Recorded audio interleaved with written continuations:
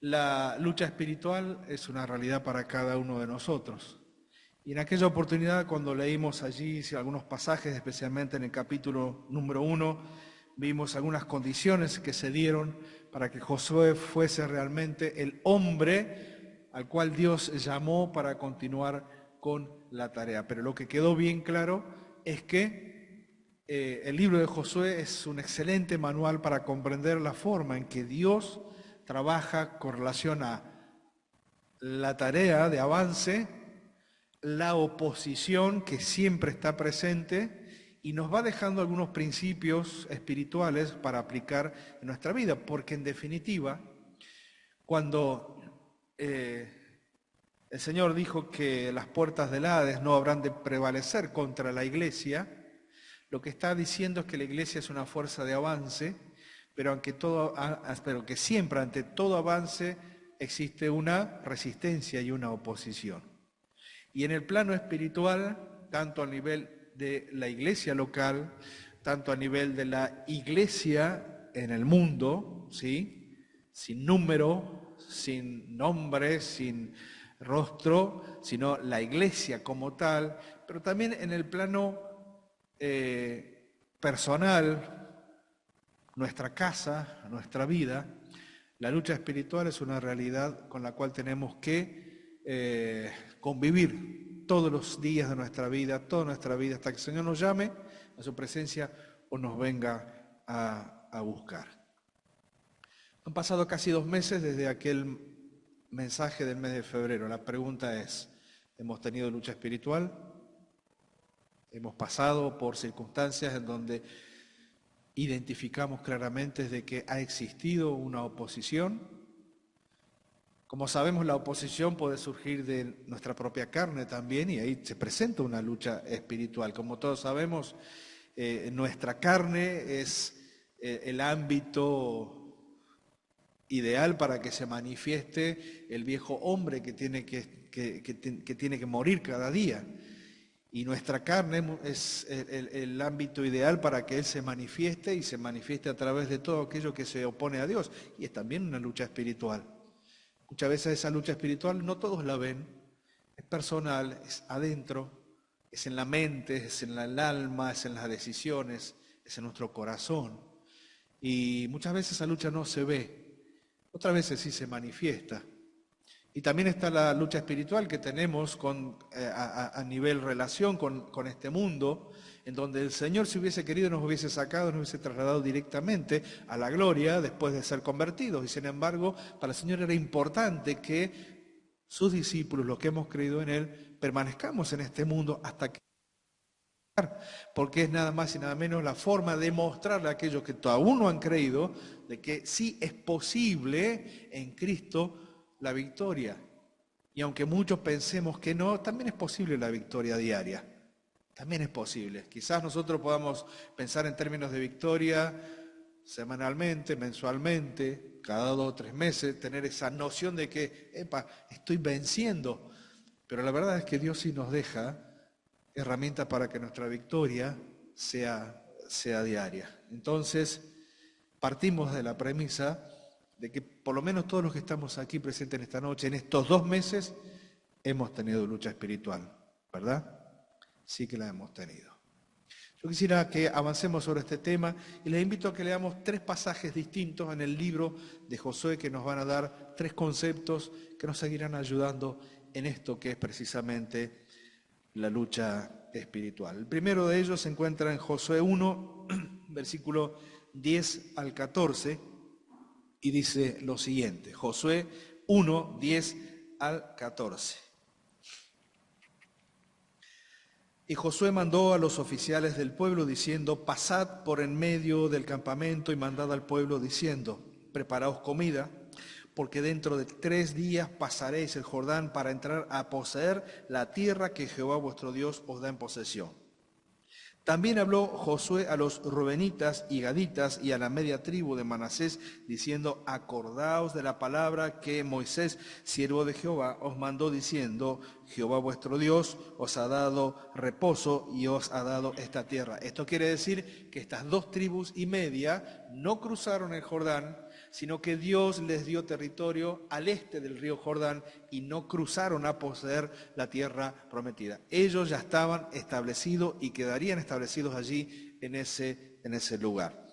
Las 9 tribus y media restantes tenían que cruzar el Jordán y tenían que ir a poseer la tierra que Dios les había prometido. Por esa razón, fíjense qué es lo que le dice José. Acuérdense de aquel compromiso, de aquel pacto que ustedes tuvieron con Moisés en cuanto a esto. Versículo 14. Vuestras mujeres, vuestros niños y vuestros ganados quedarán en la tierra que Moisés os ha dado a este lado del Jordán, mas vosotros, todos los valientes y fuertes, pasaréis armados delante de vuestros hermanos y les ayudaréis.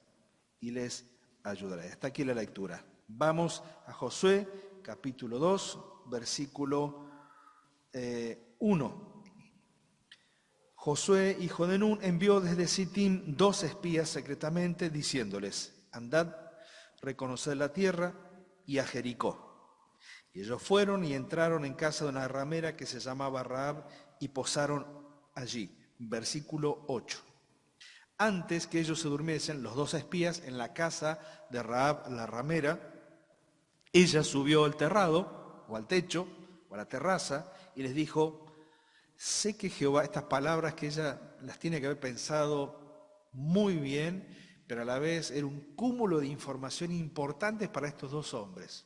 Ella le dijo más que cualquier otro espía les pudiese haber compartido acerca del conocimiento que ella tenía del lugar donde ella vivía. Fíjense, dice: sé que Jehová os ha dado esta tierra, porque el temor de vosotros ha caído sobre nosotros. Y todos los moradores del país ya han desmayado por causa de vosotros, porque hemos oído que Jehová hizo secar las aguas del Mar Rojo delante de vosotros cuando salisteis de Egipto.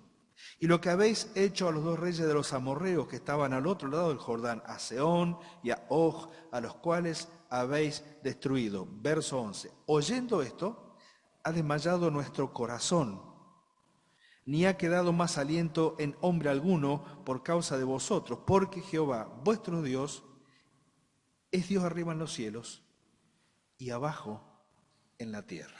Un versículo para subrayar. Jehová, vuestro Dios, es Dios arriba en los cielos y abajo en la tierra. Capítulo 5 de Josué, verso 13.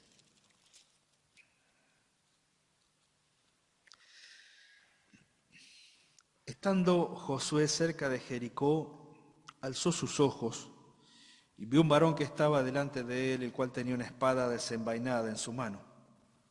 Y Josué, yendo hacia él, le dijo: ¿eres de los nuestros o de nuestros enemigos?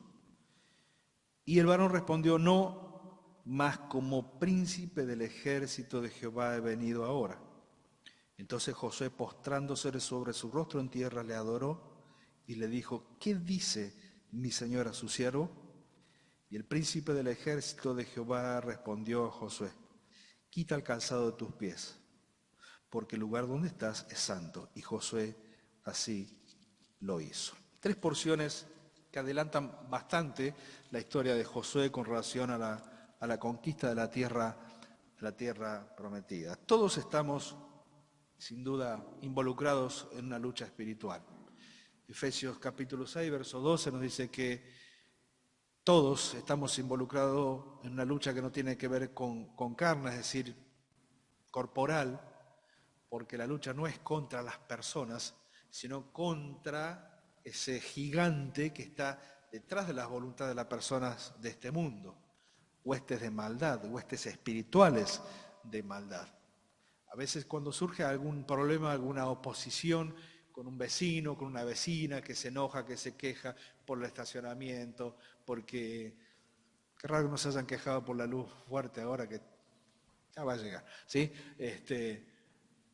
A veces nos enfocamos en las personas, pero el problema no está ahí. Lo que no tenemos que olvidar que detrás de cada persona que se queja o que se opone a todo lo que la iglesia pueda hacer, poco o mucho, con mayor manifestación o con menos, detrás de ellos siempre hay otra oposición mayor que es precisamente el enemigo de nuestras almas, huestes de maldad. Cada uno de aquellos que se quejan en contra de la iglesia, detrás de ellos hay un gigante que está constantemente animando a la oposición hacia los hijos de Dios. Todos estamos involucrados en una lucha espiritual. Pero la lucha también es el camino a la bendición. Esto lo vimos la vez anterior. La lucha es el camino a la bendición. Cuando Dios dice, mi siervo Moisés ha muerto y ahora Josué, es tu hora, es tu momento, no lo puso allí para que sea un fracasado en la tarea, ni para que sea un hombre que va al degüello y vamos a ver qué es lo que sucede. Dios tenía bien en claro que Josué tenía que luchar. Josué tenía que llevar adelante una tarea de liderazgo importante. Él, desde su aparición, guiando la batalla victoriosa contra los amalecitas, recuerdan que también vimos algo hace un tiempo atrás, desde su aparición, Josué fue formado constantemente en actividades, en relaciones, puesto bajo el ala de Moisés para ir inculcando en él lo que aprendió Moisés y lo que significaba para Moisés servir a Dios, pero también luchar tomado de la mano de Dios. Por lo tanto, la lucha también es el camino hacia la bendición. A veces pensamos que nuestra lucha es netamente material, y es verdad, luchamos y nos esforzamos para lograr aquellas cosas que son lícitas, El escritor a Timoteo dice que el atleta no se enreda en las cosas de este mundo. No es que es sacado de este mundo, sino que decide no enredarse en aquellas cosas que pueden atarlo, que son lícitas, pero que pueden atarlo. Cada uno de nosotros entendemos lo que significa anhelar ser bendecidos por Dios. Lo que ocurre que a medida que pasan los años pareciera que la única bendición que podemos recibir de parte de Dios es la que se palpa, la que se ve, la que se toca.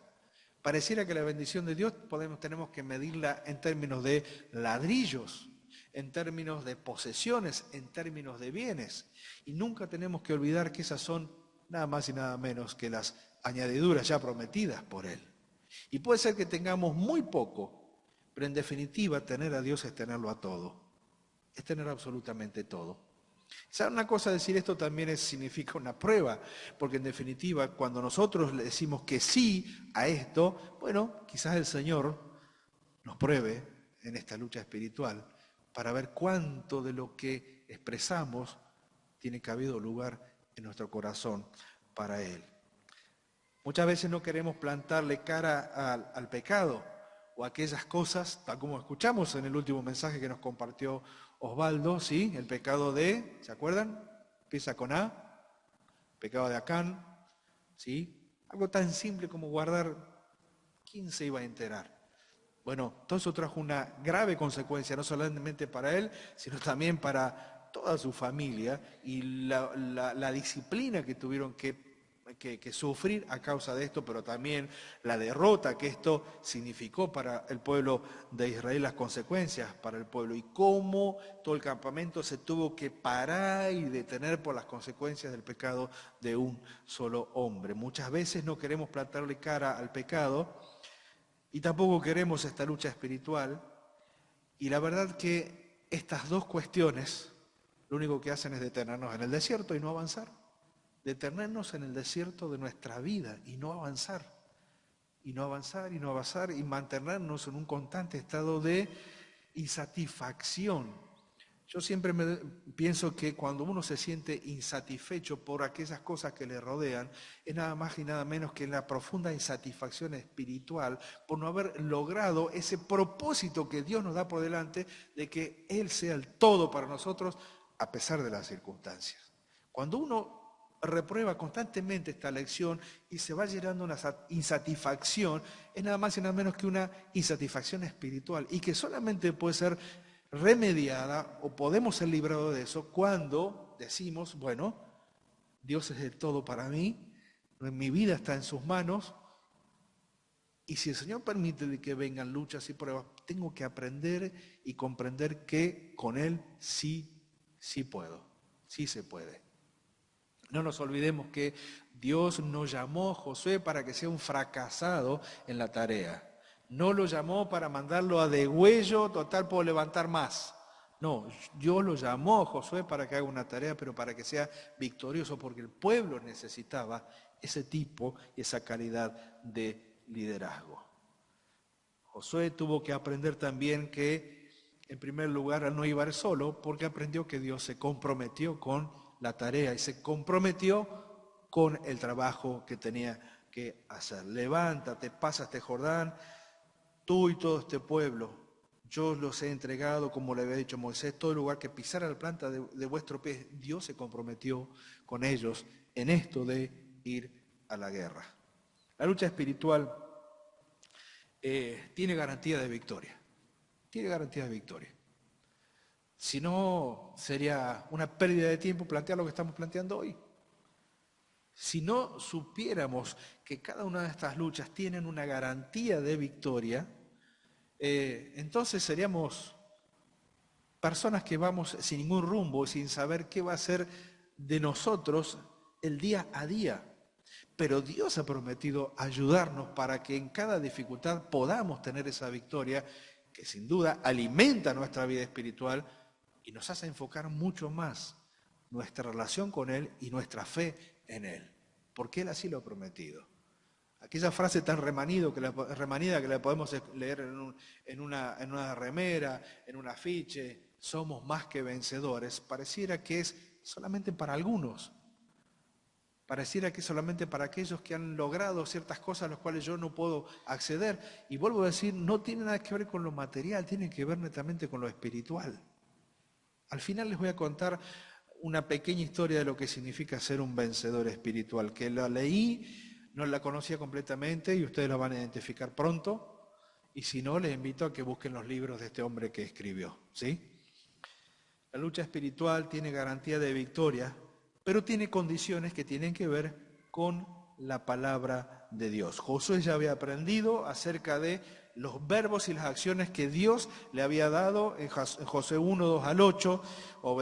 Dios le dijo a Josué, obedece, actúa, escucha, medita, guarda y haz conforme. Cada uno de estos verbos tenían que ver con que Dios se comprometía, pero también tiene que ver con que Josué también se comprometía con Dios. Era un trabajo en conjunto, era un trabajo mancomunado. Y yo estoy pensando que todo lo que vivimos el día domingo tiene que ver precisamente con lo que viene después de esto. Todos sabemos, todos los años, que entre el mes de marzo y de abril suceden cosas que se repiten todos los años. Por un lado, nuestra actividad como iglesia, pensando en el trabajo, en la tarea que viene después. Por otro lado, nuestro aniversario de iglesia, que nos permite recordar todo lo que hicimos antes para llegar hasta este punto. Y estas dos actividades mal harían si se transformaran simplemente en dos actividades que se tienen que hacer sí o sí, si no nos permitiera darnos cuenta de que cada año en que hacemos estas dos actividades tiene un propósito muy grande. Primero, no olvidar todos los años que Dios nos ha acompañado hasta hoy. Y segundo, no olvidar que quedan muchos años por delante, por lo menos hasta que el Señor nos venga a buscar. Y que para eso nos tenemos que ir preparando. Y que nada de lo que viene por delante va a ser sin lucha, nada de lo que viene por delante va a ser sin ningún tipo de oposición. Y entonces, obedece, actúa, escucha, medita, guarda, haz conforme.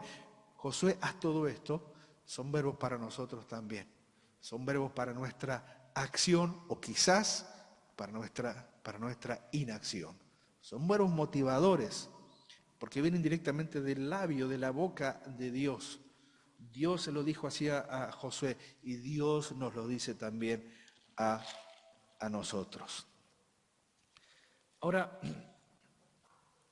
a partir del capítulo 1, versículo 10 que hemos leído, vemos dos cosas, avance y oposición. Avance y oposición. Hay una anécdota de Jorge Müller, aquel gran hombre de Dios, que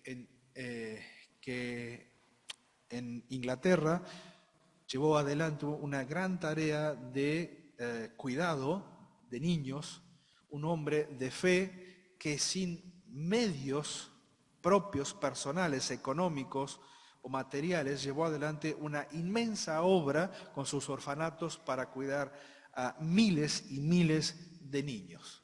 Miles y miles de niños. Y Jorge Müller es conocido como un gran hombre de fe, pero también un gran hombre de oración. Se cuenta que en una oportunidad fue invitado a Quebec, si no me equivoco, eso queda en Canadá, ¿sí?, a dar una serie de conferencias, pero principalmente a predicar el Evangelio. Y el barco en el cual él se dirigía hacia aquel lugar fue envuelto por una niebla tan intensa que el capitán tenía temor de avanzar y por lo tanto decidieron plantar el ancla y de esta manera esperar a que el banco de niebla se disipase. Pero bueno, el pronóstico de aquellos que decían, que conocían, sabían algo. La niebla no se iría por cerca de una semana, por lo tanto él llegaría una semana más tarde a algo que en aquel entonces era muy difícil, lograr una conferencia en donde muchas personas fueran a escuchar la palabra de Dios. Entonces, Jorge agarró al capitán y le dijo, quiero que me acompañe, tenemos que ir al fondo del barco, a lo más bajo. El capitán lo miró y dice, ¿qué vamos a hacer? ¿Le vamos a pedir a Dios que quite el banco? Bueno, vamos, dice, en definitiva. Y dice que le dice al capitán, voy a orar yo. No le pido que usted ore porque usted no cree, pero yo sí creo. Y voy a orar. Entonces se arrodilló, hizo una oración muy sencilla como si fuera un niño y el capitán después cuenta que escuchar orar a Jorge Müller era escuchar orar a un niño, con esa simpleza, sencillez y confianza. Porque Jorge Müller entendía que el banco de niebla no era una cuestión meteorológica, era una cuestión de oposición. Él sabía que tenía que llegar a cierto punto y predicar el Evangelio y hablar a personas que nunca habían escuchado acerca de Cristo, pero también sabía que el enemigo había tomado nota de esto. Ya ejemplo tenía acerca de la oposición que su señor había tenido en el mar dirigiéndose hacia Gadara. Claro que tenía bien en claro de que hay oposición espiritual. Entonces dice el capitán cuando termina de orar, bueno, ¿usted cree que esto va a cambiar en algo? Tenemos para una semana aquí parado, así que dispóngase a descansar. No, dice, vamos arriba. Dios está disipando la niebla. Y cuando salieron, la niebla hizo así.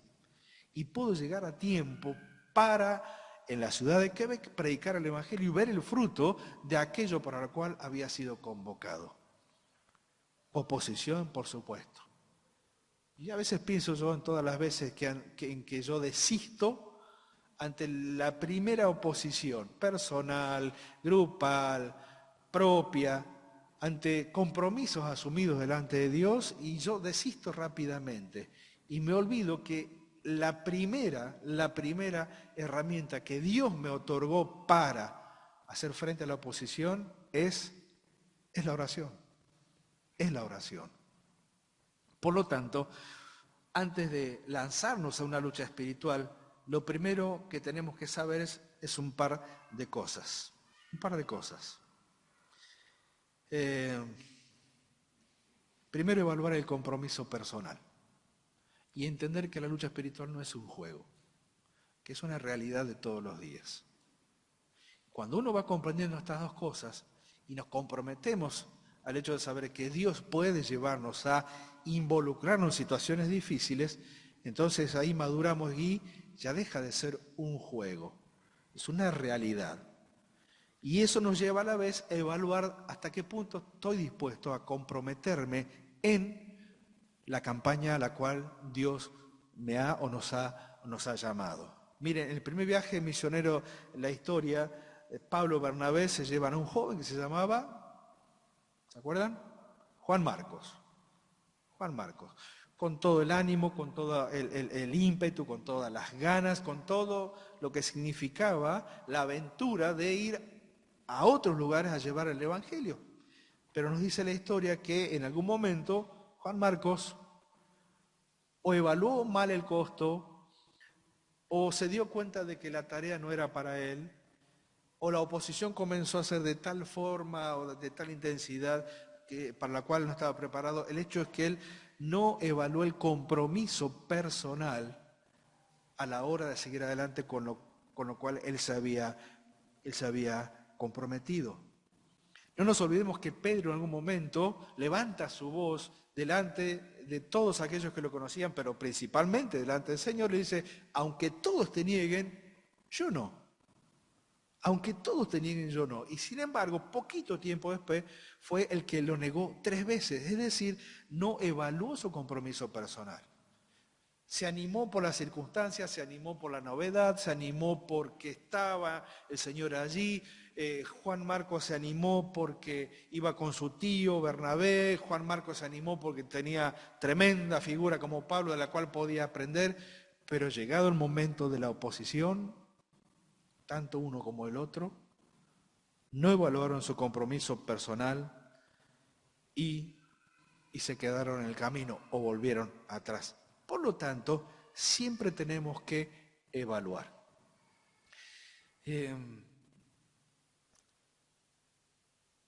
A veces pensamos que esto solamente es para los que tienen grandes metas o cometidos en la vida.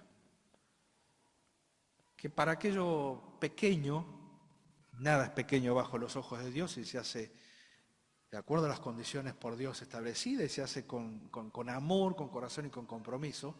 Parecemos que para esas pequeñas cosas no.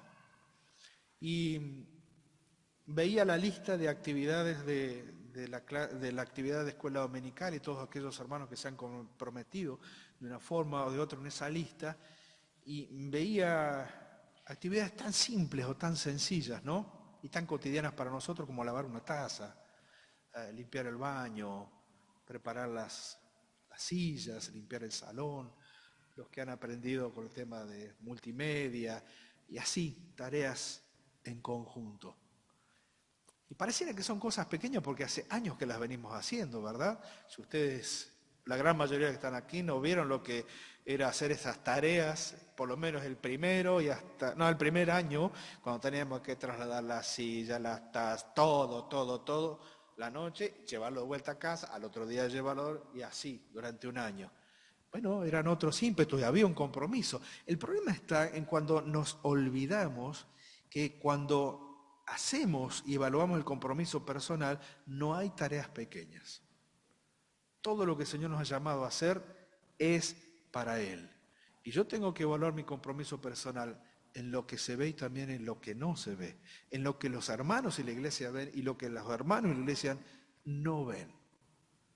Entonces esa lista en donde hay una serie de tareas que son pequeñas, podríamos decir, sencillas, nos va dando una radiografía del compromiso. Y cuando vi la lista, me di cuenta que también faltaban nombres,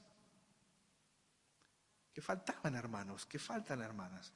Uno sabe hasta qué punto uno puede comprometerse y sabe también que si quizás no se compromete con esa actividad, que es la actividad más convocante para que toda la iglesia trabaje en pos de, sabe que puede tener posibilidades en otros servicios o en otros ministerios.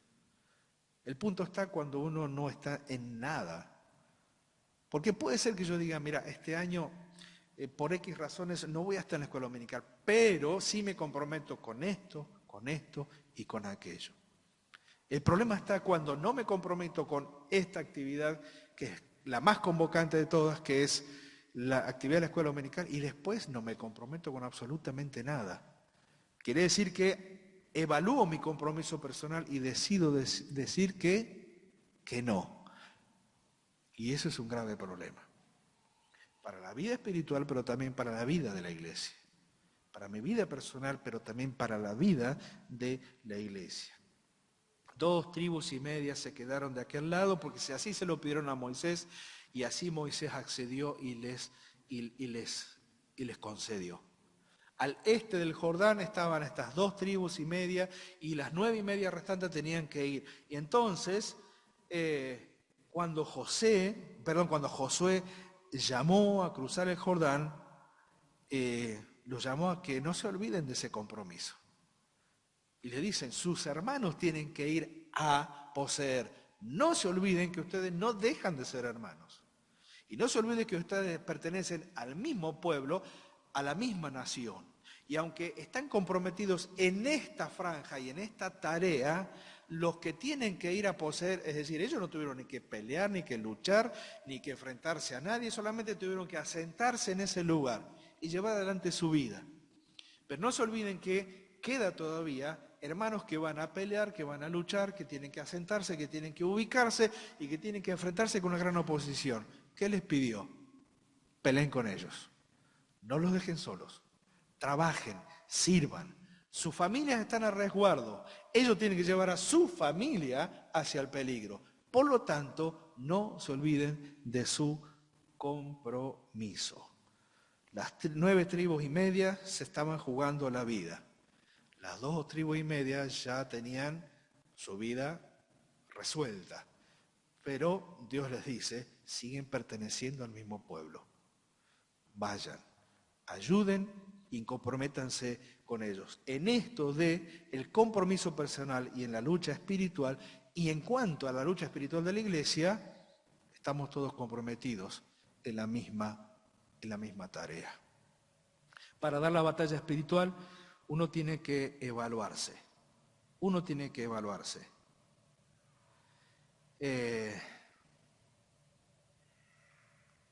Por ejemplo, cuando se daban las leyes para la guerra, había 3 razones por las cuales una persona, un varón específicamente, no podía ir. La primera de ellas, 3 preguntas se hacían. ¿Quién edificó y no estrenó su casa? Levantaban la manito los varones, preparados para ver, bueno, ustedes se quedan. Sepan lo que significa edificar su casa y estrenar su lugar. Segunda pregunta, ¿quién plantó viña y no comió del fruto? Entonces algunos levantaban la mano, quédense, ustedes trabajaron para esto. Tercera pregunta, ¿quién está desposado y todavía no se casó? Y algunos levantaban la mano. Entonces, estos eran los únicos excusados a la hora de ir a la batalla. Fíjense cómo Dios comprende la realidad de las situaciones humanas y les da el verdadero lugar. Es decir, vayan a la batalla aquellos que no tengan la preocupación de lo que han dejado atrás, sino que habiendo tenido su experiencia de vida, saben que van a luchar por aquello que poseen. Entonces, sin duda que aquellos que iban a la batalla, iban a la lucha, en cuanto hasta leyes de la lucha, lo hacían sabiendo que luchaban por aquello por lo cual Dios inclusive les había concedido tiempo y oportunidad para cuidar y proteger. Entonces, tenían una buena razón para ir a luchar. En segundo lugar, Josué mandó a evaluar al enemigo. ¿Con quién se iba a enfrentar? Y es la misma pregunta que nosotros nos tenemos que hacer. ¿Con quién nos enfrentamos? Cuando recibimos a un niño en la escuela dominical, ¿creen que no nos enfrentamos con alguien, hermanos? Porque la mayoría de las veces no sabemos el trasfondo familiar de ese niño. No sabemos las costumbres, no sabemos las prácticas, no sabemos el entorno familiar que tienen, no lo sabemos. Pero el enemigo sí sabe. Y cada niño, cada preadolescente, cada adolescente o cada joven que venga de un ámbito donde no tiene en cuenta a Dios, estamos recibiendo a alguien del cual el enemigo no va a querer soltar fácilmente. Y esa es nuestra lucha, es nuestra tarea espiritual. Así que cada maestro y cada maestra en su tarea, en su lugar, tiene que tener bien en claro que no es simplemente la clase de escuela dominical para entretener, aunque lo incluye, que no es simplemente la clase para cantarles una linda canción, enseñarles una bella historia, aunque lo incluye. Queridos hermanos, y especialmente los que estaremos abocados a la tarea de la enseñanza, no nos olvidemos que detrás de cada enseñanza que nosotros le demos, habrá una oposición. Quizás no se manifieste en el niño, pero quizás se manifieste en un papá o en una mamá, que no querrá saber nada. O que cuando vea el cambio de la conducta de esa criatura, de ese adolescente o de ese niño, porque acepta a Cristo como Salvador, inmediatamente los pone en evidencia de que esa familia está lejos de Dios. Entonces, sin duda que no van a querer. Y ahí está la iglesia, y ahí está cada maestro, y ahí está toda la iglesia involucrada en la tarea de la lucha espiritual. José mandó a evaluar al enemigo. ¿Con quién me voy a enfrentar? Porque lo que no tenemos que olvidar es que el enemigo siempre quiere destruir. Siempre quiere destruir. El Señor lo definió claramente. El ladrón viene para hurtar, matar y destruir. Nos olvidamos de esta frase porque nos centramos en la otra frase. Yo he venido para que tenga vida y vida en abundancia. Gracias, Señor, por eso. Pero el ladrón nunca deja de matar, hurtar y destruir. Siempre lo va a hacer, de suyo lo hace. Está en su naturaleza, está en su forma de ser, está en su tarea en oposición a Dios. Y nunca perdamos de vista esto para que la iglesia no se transforme en un club en donde nos venimos a divertir y a pasarlo bien, aunque lo incluya, porque nadie viene, especialmente aquellos que somos hijos e hijas de Dios de muchos años, nadie viene a pasarlo mal. Aunque de vez en cuando de parte de los ancianos reciben algún palito, ¿no? Pero no, venimos porque anhelamos estar acá. Les puedo asegurar que cuando uno pasa tiempo sin venir, las cosas no son iguales. No son iguales. Entonces, ¿con quién me voy a enfrentar? Yo tengo que conocer el enemigo, porque el enemigo nos quiere destruir. Estamos en su lista. En la lista no se encuentran los que ya están bajo su dominio. Ya los tiene, pero sí estamos en su lista. Y querido hermano, sea cual sea la tarea que somos llamados a realizar, no te olvides que cada vez que en tu corazón y en tu voluntad decides ponerte en la fila de aquellos que se van a oponer, estamos en la lista de aquel que nos quiere destruir. ¿Nos causa miedo? ¿Nos causa temor? Lo más fácil sería no ponernos bajo la orden de nadie y llevar mi vida como cristiano como un soldado secreto, que nadie se entere jamás. La realidad es que somos llamados a enlistarnos en esta guerra espiritual, pero que tiene promesa de victoria. Claro que la tiene. Y la mejor manera es conocer a nuestro enemigo. Miren, los espías se salvaron, si vamos al pasaje ahí del capítulo 2 de Josué, porque hubo una actividad de parte de Dios para ser protegidos. Utilizó la menos probable, una mujer prostituta, una mujer usada y despreciada, que después pasó a formar parte de la genealogía del Señor Jesucristo. Mire que usada y despreciada será. El Señor la apreció y la utilizó para su bien, y la hizo formar parte de la genealogía del Señor Jesucristo. Porque de toda aquella ciudad ella abrió su corazón y comprendió, si prestamos atención a las palabras, aún en esta expresión, ella se siente y forma parte de ese pueblo. Dice, nosotros hemos sentido, ella forma parte de este pueblo. Ella se sintió así, pero en ella produjo un efecto contrario. Produjo el efecto contrario de confiar en ese Dios tan grande. Los espías se salvaron. Pero si repasamos la historia de hombres y mujeres en la Biblia, a los cuales Satanás tuvo en su lista, muchos no resistieron. David cayó, Sansón cayó, Pedro cayó. Daniel se mantuvo firme. ¿Quién dice que no estamos en una lista? Claro que estamos. Miren, no hay nación y no hay pueblo en donde no existe una lista de personas que no le convenga al gobierno de turno. Eso sucede en todas las naciones de este mundo, para bien y para mal. Ahora sí que existe una lista en donde estamos cada uno de nosotros involucrados porque nos hemos puesto del lado de aquel que nos quiere llevar a la victoria. Y eso no va a ser sin lucha. El enemigo nos tiene miedo, no nos tiene miedo, pero sí le tiene miedo al poderoso gigante que está detrás nuestro. Siempre me impactó esa escena del Rey León cuando el leoncito chiquitito se presenta ante las hienas, ¿se acuerdan? Y él lo único que sabía hacer era rugir con su vocecita chiquitita. Y ruge una vez y las hienas se ríen, y ruge otra vez y las hienas se ríen. Cuando ruge por tercera vez, se escucha un rugido fuerte, potente, poderoso, y las hienas quedaron pasmadas, porque ese rugido no condecía con la voz finita del leoncito. Cuando él mira hacia atrás, estaba su papá, el león, que era mucho más fuerte que la oposición que tenía ese pequeño leoncito. Esa es la imagen que yo tengo cada vez que nosotros tenemos que enfrentarnos ante la oposición. No soy yo, es Él. Él es el poderoso gigante. Él es el que está. El enemigo es poderoso, yo soy débil, Él es todopoderoso. Esa es la figura.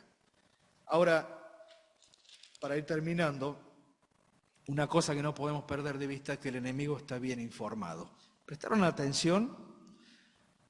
Desde 40 años atrás, las ciudades del otro lado del río ya habían prestado su orejita a los hechos portentosos del pueblo de Israel desde la salida de Egipto y todo lo que habían vivido en el desierto. Ellos sabían claramente, habían ido tomando nota de ese pueblo nómade que andaba dando vueltas en el desierto y sabían que en algún momento saltarían del charco, pasarían hacia la tierra prometida. Fíjense, verso 9 del 2 de Josué, sé que Jehová os ha dado esta tierra. El temor de vosotros ha caído sobre nosotros, es decir, ese temor que ustedes tienen hacia este Dios que los cuida ha caído para nosotros y no es temor, es terror para nosotros porque sabemos quién está con ustedes. Todos los moradores del país ya se desmayaron por causa de vosotros. Hemos oído, y de esto hace muchos años, que Jehová hizo secar las aguas del Mar Rojo delante de vosotros cuando salieron de Egipto, y lo que habéis hecho a los reyes de los amorreos, les describe perfectamente todo el periplo que tuvo el pueblo de Israel, y están todavía de este lado del río, y en algún momento van a pasar. Esto quiere decir que el enemigo conoce quién es Dios. ¿Nos conoce a nosotros? Sí, pero también conoce quién es Dios, y le teme a Él. Hace 40 años Jericó comenzó a registrar qué pueblo era este pueblo, un pueblo que le temía a Dios.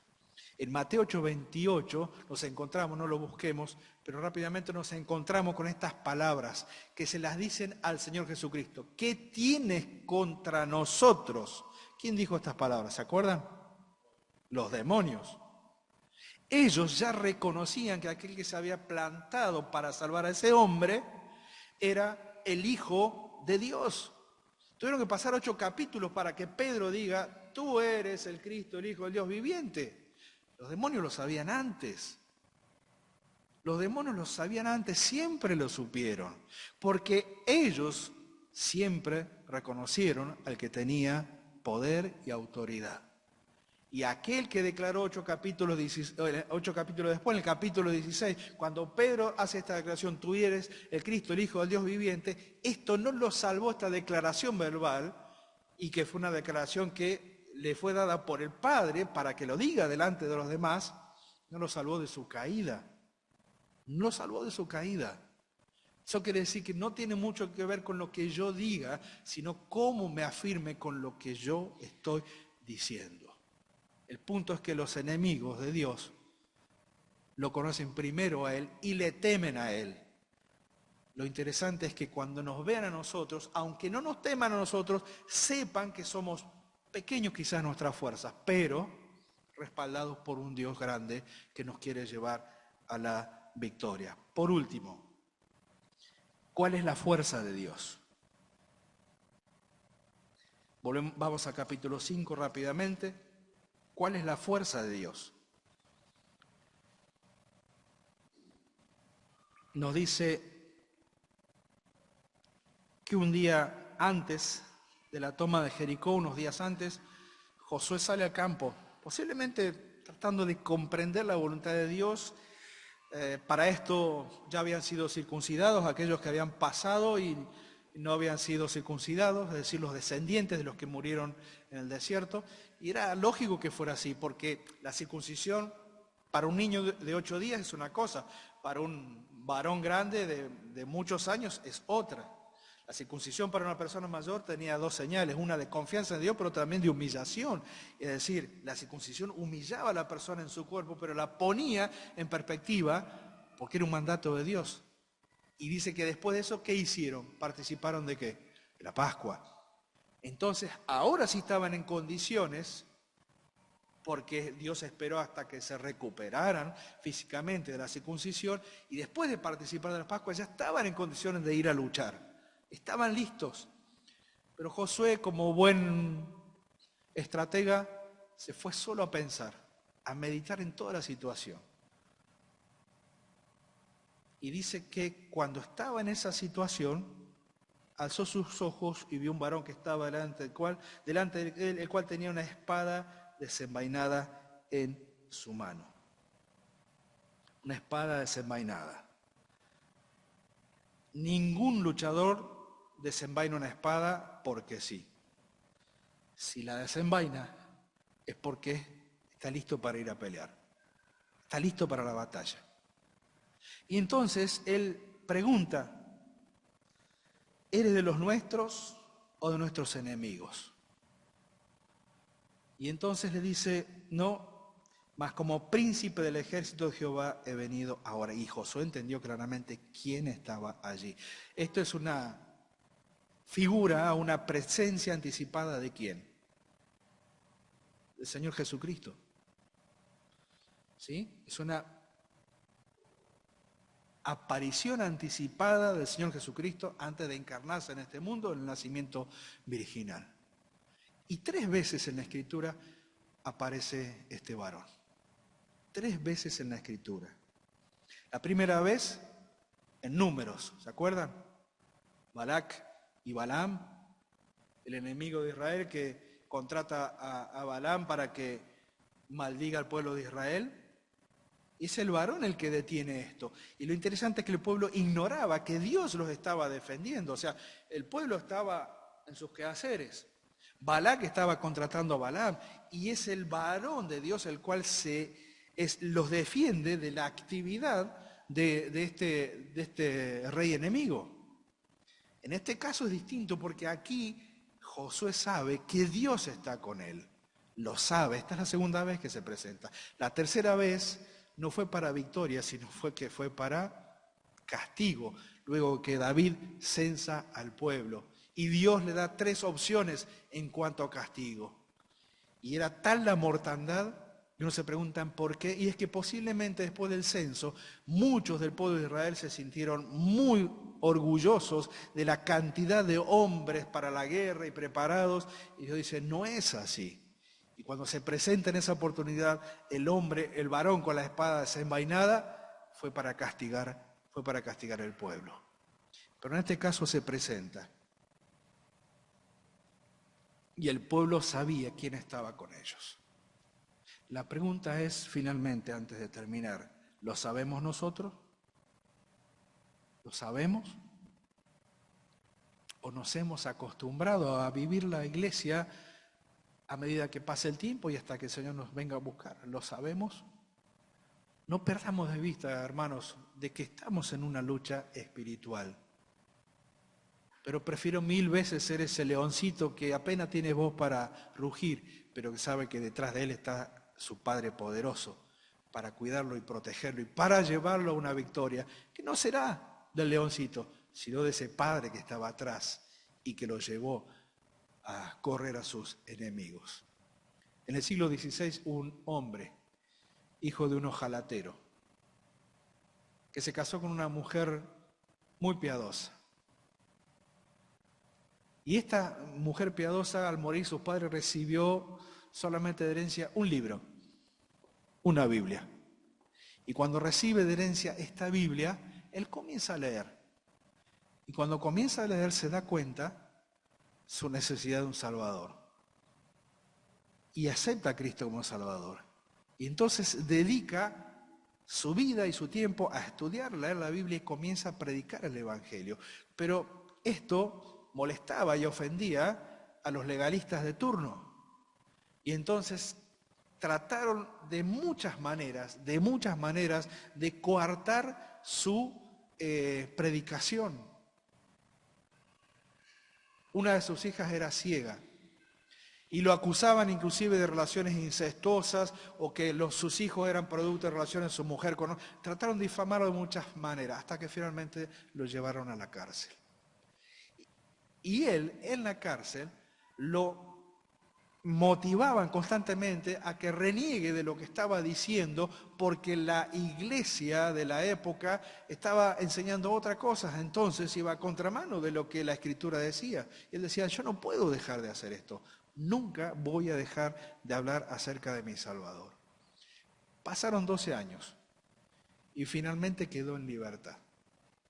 Pero en esos 12 años de oscuridad, en donde él en su escrito reconoce esa cárcel y la identifica con la cueva que se menciona, ¿sí? La cueva que se menciona en su libro, en esos 12 años él escribe el segundo libro más leído después de la Biblia. Algunos ya saben cuál es. El progreso del peregrino, Juan Bunyan. Pero él dice que jamás renegó ninguno de esos 12 años en donde lloraba y se lamentaba por su pobre hija ciega y por todos sus hijos, pero nunca renegó de Dios, porque él sabía que la lucha era espiritual y que tarde o temprano Dios vencería. Ya muy viejito él, siguió escribiendo y siguió predicando y siguió enseñando, siguió compartiendo el Evangelio de Salvación hasta que el Señor lo llamó a su presencia. Pero lo que Juan Bunyan dijo es, yo sé que estoy en una lucha, pero estoy del lado de la victoria y estoy del lado de aquel que, a pesar de lo que tenga que vivir, me llevará siempre al mejor puerto, al puerto del triunfo. Ahora, yo no sé, queridos hermanos, cuál es nuestra lucha espiritual. Yo sí sé cuál es la mía.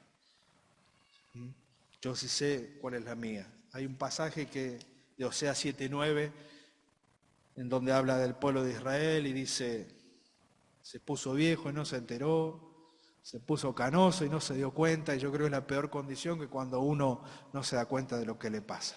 Yo sí sé cuál es la lucha espiritual mía, pero ¿sabemos cuál es nuestra lucha espiritual personal y a la cual le tenemos que plantar cara para no ser derrotados? Dios quiera que sí, Dios quiere que sí. Pero a la vez, como iglesia, también tenemos que tener bien en claro que nuestra lucha no es con las personas, sino con un poder mucho más grande que está detrás de ellos. Porque el ladrón sigue viniendo para hurtar, matar y destruir. Pero el que viene sobre él, que viene a dar vida y vida en abundancia, es ese poderoso gigante que está detrás nuestro. Es el varón que desenvainó la espada. Es aquel que le prometió a Josué la victoria a pesar de todo. Que el Señor bendiga su palabra.